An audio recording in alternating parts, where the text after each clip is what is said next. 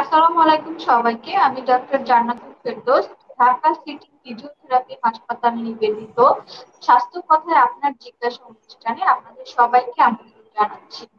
আজকের আমাদের অনুষ্ঠানের প্রধান বিষয় হচ্ছে কোভিড পরবর্তী পুনর্বাসন চিকিৎসা।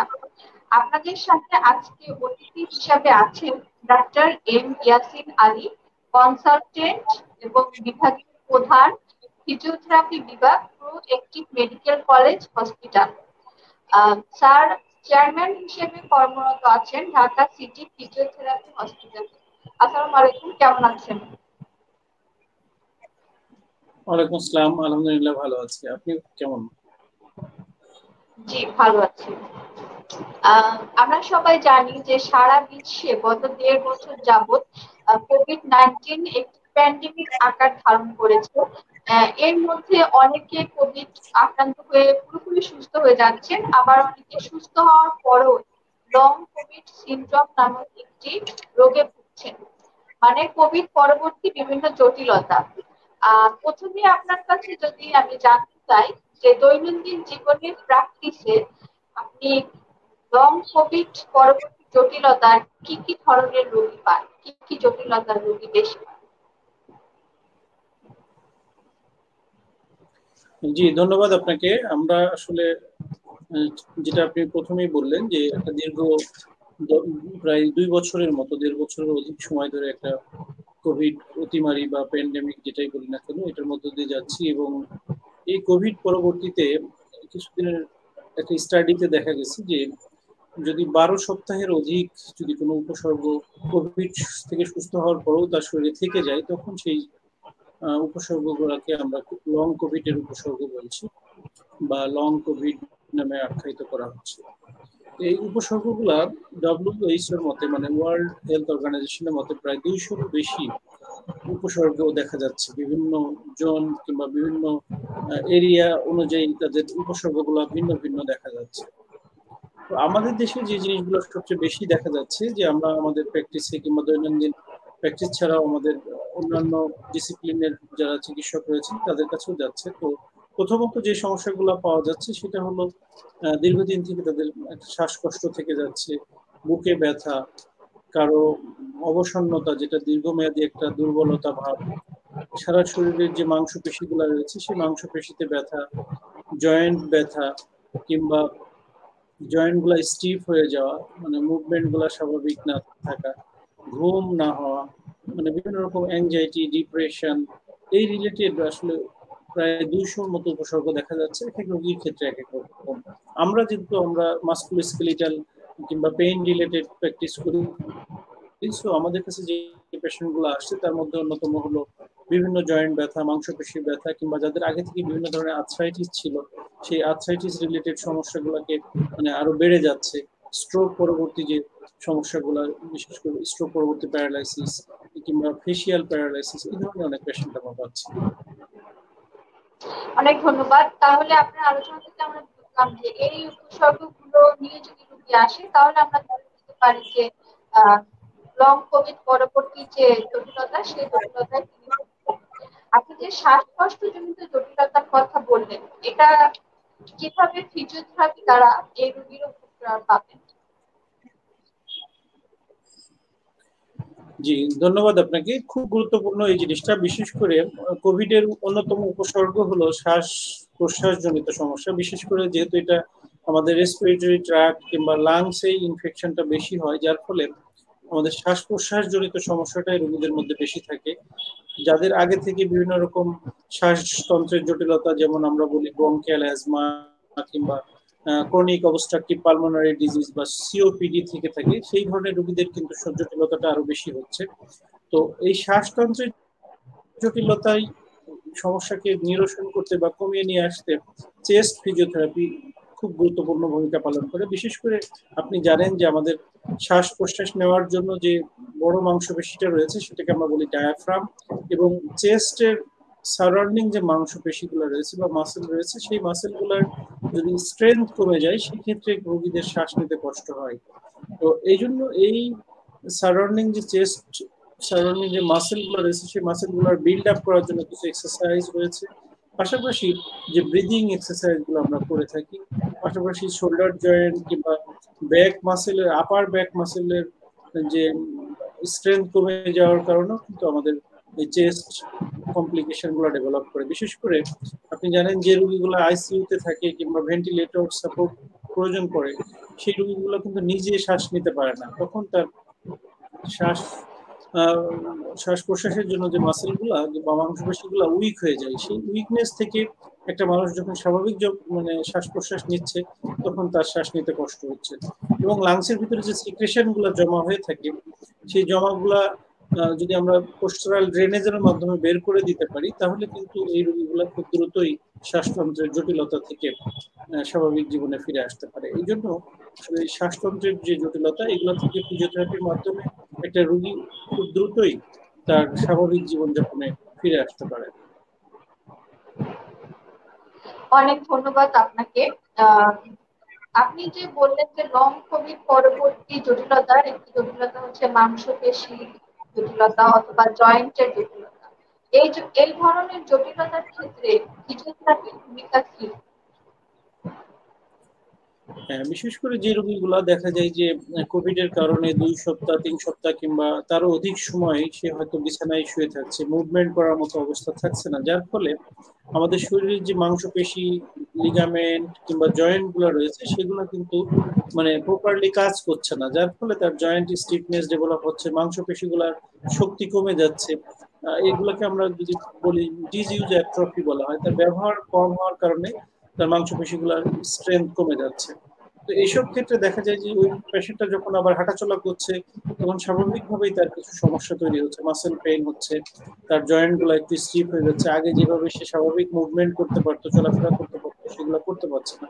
এইসব ক্ষেত্রে আমরা ফিজিওথেরাপির মাধ্যমে তার এই মাসেল পাওয়ার গুলাকে আবার গেইন করতে সাহায্য করি, জয়েন্টের স্টিফনেস গুলা কমিয়ে রেঞ্জ অফ মোশন গুলাকে ফিরিয়ে নিয়ে আসার জন্য চেষ্টা করি, এবং সেই পেশেন্ট গুলো খুব দ্রুতই তার এই সমস্যাগুলো থেকে সমাধান করতে পারে।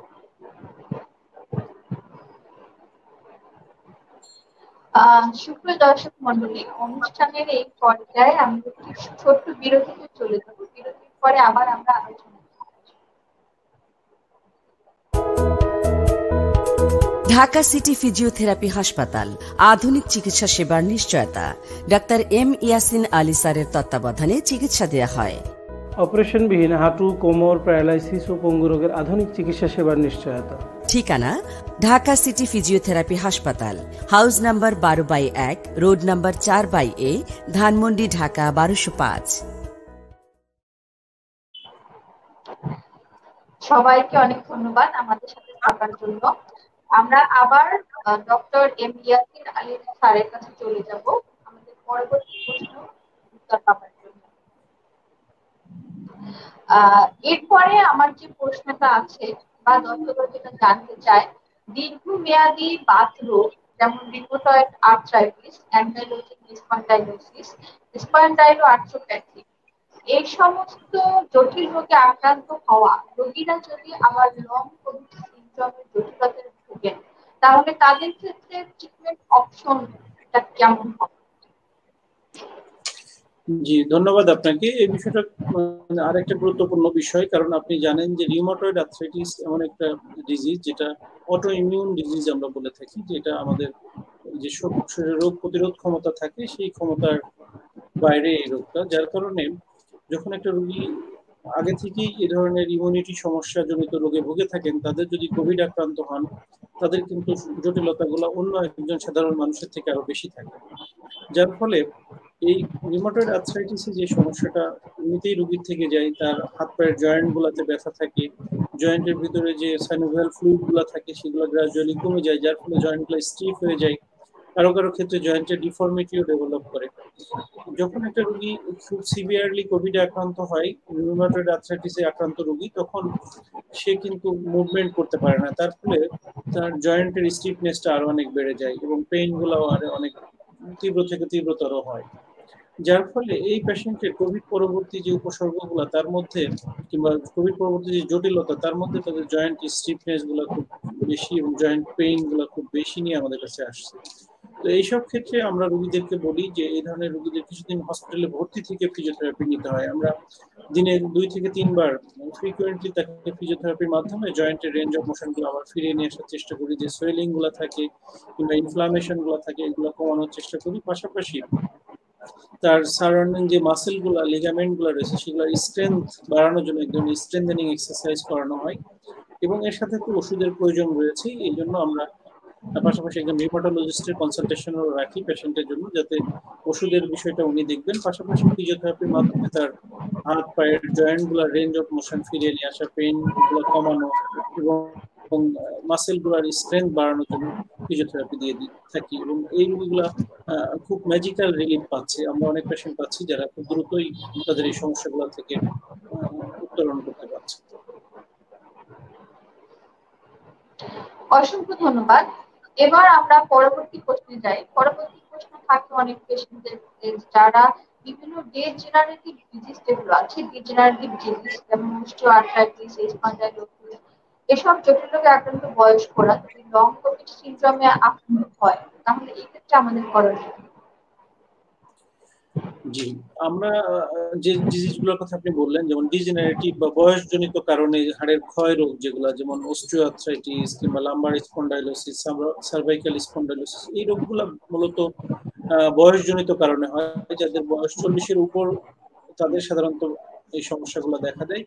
তো আমাদের কোভিড এর মধ্যে যারা বিশেষ করে কোমরবিডিটি আমরা বলি, যেমন ডায়াবেটিস, হাইপারটেনশন, কিডনি ডিজিজ, এই জাতীয় ডিজিজে যারা আক্রান্ত তাদের যদি কোভিড হয় যেমন জটিলতা বেশি, ঠিক তেমনই এই ডিজেনারেটিভ ডিজিজ জনিত সমস্যায় যারা ভুগছেন তাদের যদি কোভিডে আক্রান্ত হন এবং কোভিড পরবর্তী জটিলতাগুলো তাদেরও বেশি থাকে। যেমন তাদের অস্টিওআর্থ্রাইটিসের কারণে যদি ঘাড়, কোমর কিংবা হাঁটুতে ব্যথা থেকে থাকে তখন এই পেইন গুলো আবার বেড়ে যায়, কিংবা সার্ভাইকাল কিংবা লাম্বার স্পন্ডাইলোসিস জনিত ক্ষয়জনিত যে ডিজিজ গুলো থাকে সেই সমস্যাগুলো বেড়ে যাচ্ছে, এবং পেশেন্টরা যেহেতু মুভমেন্ট কম করে, চলাফেরা করতে পারে না, মাসেল পাওয়ার গুলো কমে যায়, মাসেল উইকনেস ডেভেলপ করে, যার ফলে সার্ভাইকাল স্পাইন কিংবা লাম্বার স্পাইনের যে ডিস্ক স্পেস গুলো রিডিউস হয়ে যায়। সেক্ষেত্রে ঘাড় থেকে পেইনটা রেডিয়েট করে হাতের দিকে আসে, কোমর থেকে পায়ের দিকে চলে যায়, কিংবা নি জয়েন্টে যদি অস্টিওআর্থ্রাইটিস নিয়ে ভুগে থাকেন, নি জয়েন্টের মুভমেন্টটা রেস্ট্রিক্টেড হয়ে যায়, আগের মতো নিচে বসতে পারে না, নামাজের মতো বসতে পারে না,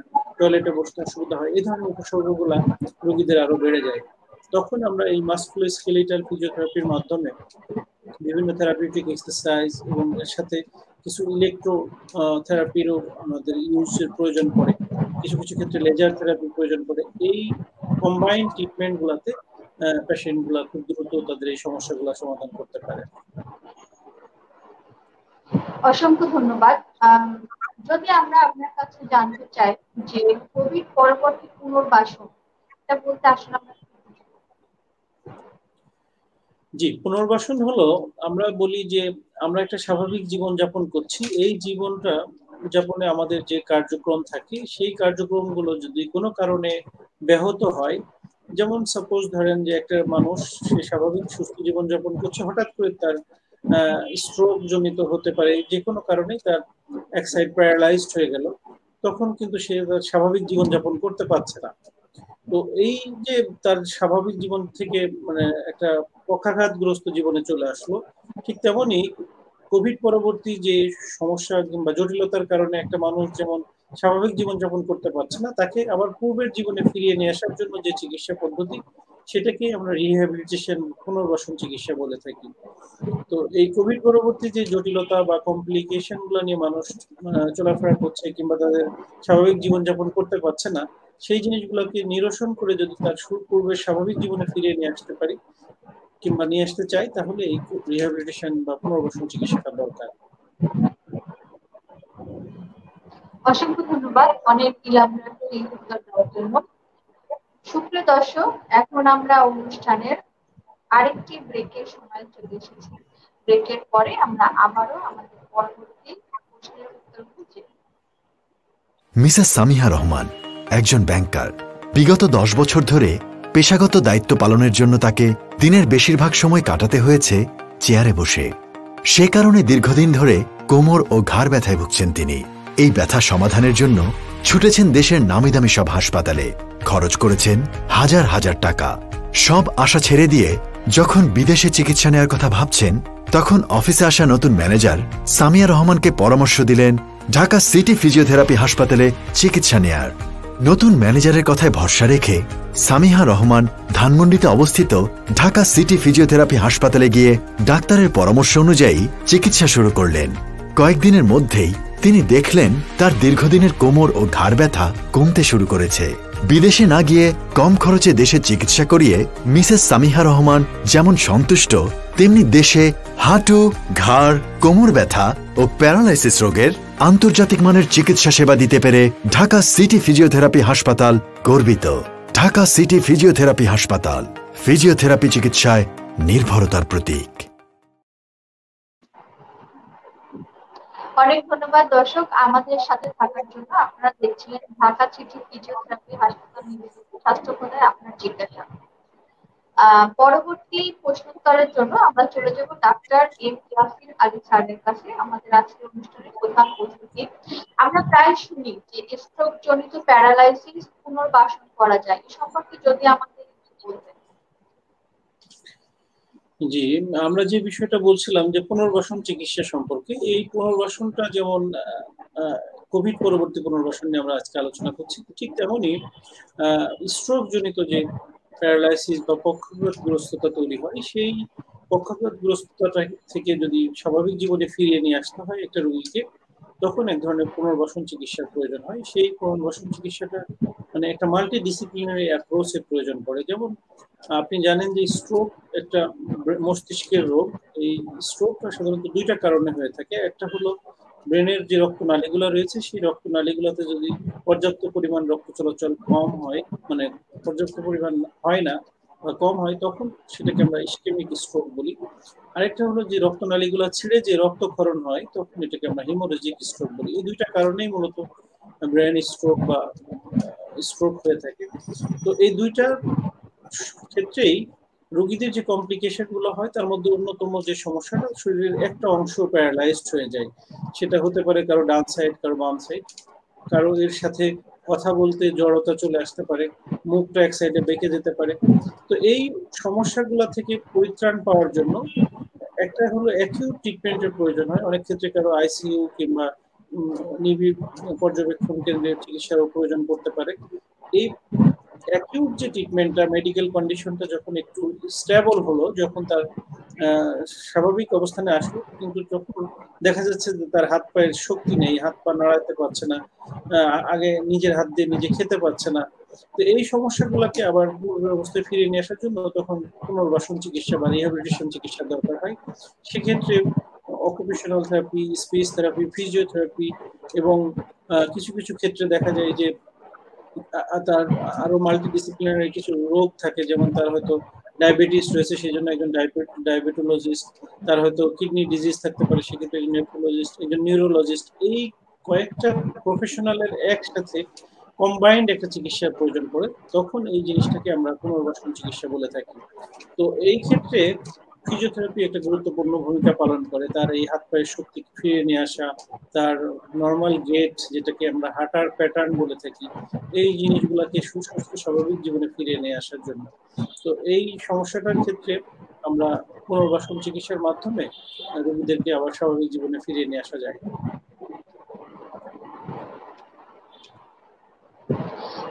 আমাদের একটি প্রশ্ন এসেছে, নাজমুল হোসেন জিজ্ঞেস করেছেন, মুখ বেঁকে গেলে নিউরোলজি ডাক্তার দেখাতে হবে নাকি ফিজিওথেরাপি? দর্শক নাজমুল হাসান উনি ভালো কথা বলেছেন।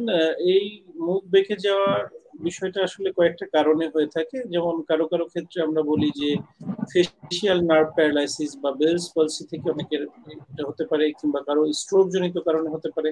তো কি কারণে তার সমস্যাটা হচ্ছে, এটা আসলে আইডেন্টিফাই করার জন্য প্রথমত উনি একজন নিউরোলজি বা নিউরোমেডিসিন বিশেষজ্ঞ পরামর্শ নিতে পারেন। পরবর্তীতে তার পুনর্বাসন ফেসে তার স্বাভাবিক জীবনে ফিরিয়ে নিয়ে আসার জন্য, তার যে মুখটা বাঁকা হয়ে গেল ওটাকে আবার সুস্থ করার জন্য ওষুধের পাশাপাশি ফিজিওথেরাপি চিকিৎসার প্রয়োজন। সেক্ষেত্রে উনি একজন ফিজিওথেরাপি বিশেষজ্ঞের পরামর্শ নিতে পারেন।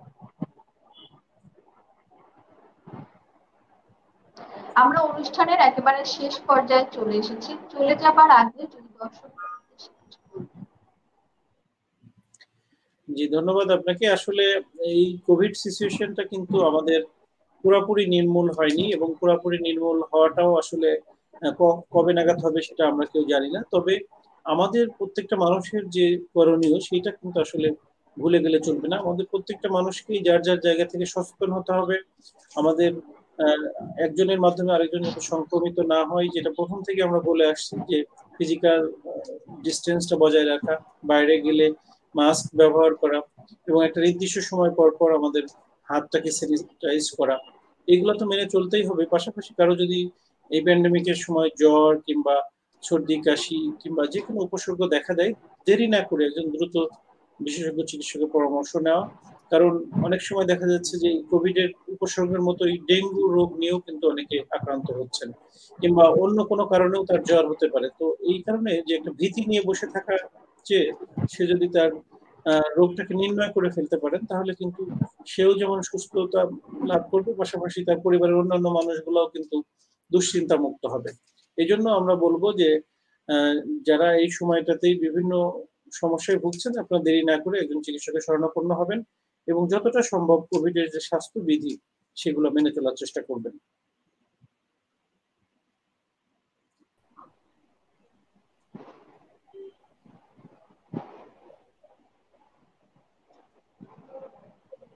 সুপ্রিয় দর্শক মন্ডলী, স্বাস্থ্য কথায় আপনার চিন্তা সাথে আছে আমি ডক্টর জান্নাতুল ফেরদৌস। আমরা অনুষ্ঠানের একেবারে শেষ পর্যায়ে চলে এসেছি। আহ, আমাদের আসলে